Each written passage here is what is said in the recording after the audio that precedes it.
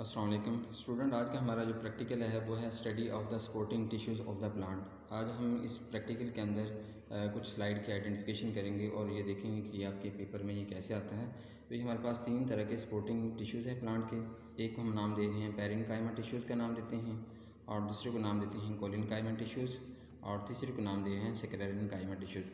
ये आपके पेपर में ये प्रीपेड स्लाइड आएंगी और आपने इन स्लाइड को आइडेंटिफाई करना होगा, और आइडेंटिफाई करने के बाद आपने इसकी पैरामीटर लिखने हैं या रीज़न फॉर आइडेंटिफिकेशन लिखने हैं। एक ही लिखते हैं, इससे ज़्यादा नहीं लिखने की ज़रूरत होती है आप लोगों को।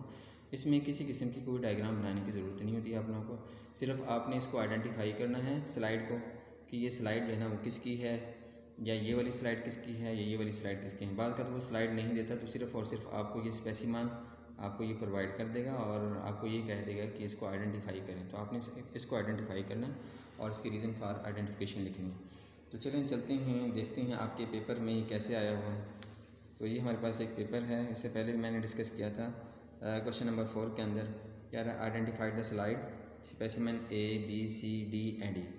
D और E जो है ना ये पार्ट 1 के प्रैक्टिकल हैं, जबकि A B और C ये तीनों प्रैक्टिकल आपके पार्ट 2 के अंदर हो सकते हैं।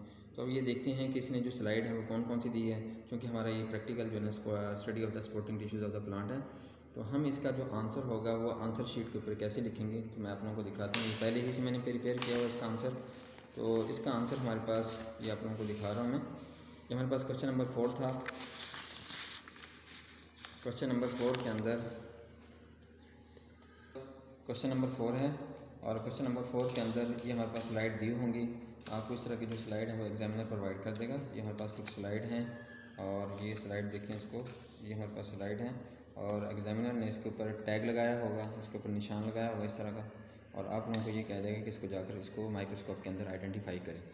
तो आपने माइक्रोस्कोप के अंदर जाकर इसको आइडेंटिफाई करना है, और आइडेंटिफाई करने के बाद इसका जो आप रीज़न लिखेंगे और उसका नेम लिखेंगे, ये कौन सी स्लाइड है। हमने इसका आंसर जो है ना वो चेक करना है, इसको देखेंगे कि ये स्लाइड कौन सी है। सपोज़ हमारे पास जो स्लाइड आई है वो हमने स्लाइड ए में इसका जो आंसर हमारे पास हम लिखेंगे the given slide is the collenchyma tissues, और उसका आंसर आप लोग देंगे। रीज़न फॉर आइडेंटिफिकेशन में आपने कैसे इसको आइडेंटिफाई किया है। The collenchyma cell have the protoplast like the secondary cell wall, और नंबर 2 पे it provide the mechanical support to the herbaceous plant. ये यहाँ पर हमने 2 रीज़न लिखे हैं, आपको इनमें से एक लिख सकते हैं। इसी तरीके से स्लाइड बी हमारे पास है, ये स्लाइड बी है। तो आप लोगों को 3 स्लाइड दी हुई हैं चूँकि यहाँ पर, तो इसलिए आपने स्लाइड बी में क्या लिखेंगे, द गिवन स्लाइड इज़ सेकेंडरीकाइमा टिश्यूज़, और इसकी रीज़न फॉर आइडेंटिफिकेशन में आप लिखेंगे द सेकेंडरीकाइमा cell have the thick secondary cell wall, the nucleus and the cytoplasm is absent, it provide the mechanical support to the plant. इसी तरीके से अगर आप लोगों को तीसरी स्लाइड दी होगी तो तीसरी स्लाइड में हो सकता है वो आप लोगों को ये दे दे, स्पेसिमन दे दे।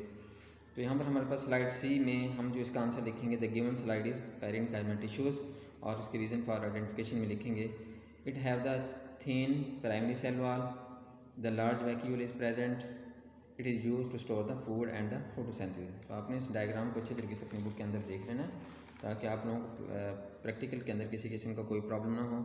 इस डायग्राम को अच्छे तरीके से देखें, और देखने के बाद आपने इसको आइडेंटिफाई करना है। और बाज़ मैंने बताया था आप लोगों को, बाद सम टाइम जो है ना ये एग्जामिनर आप लोगों को सिर्फ और सिर्फ आपकी प्रैक्टिकल की नोटबुक में ये डायग्राम ही दे देता है। उम्मीद है ये आप लोगों को वीडियो की समझ आ गई होगी, इस प्रैक्टिकल का पता चल गया होगा कि पेपर में कैसे आता है, और आप लोगों को हल करने में, सॉल्व करने में आसानी होगी। Okay, thank you so much.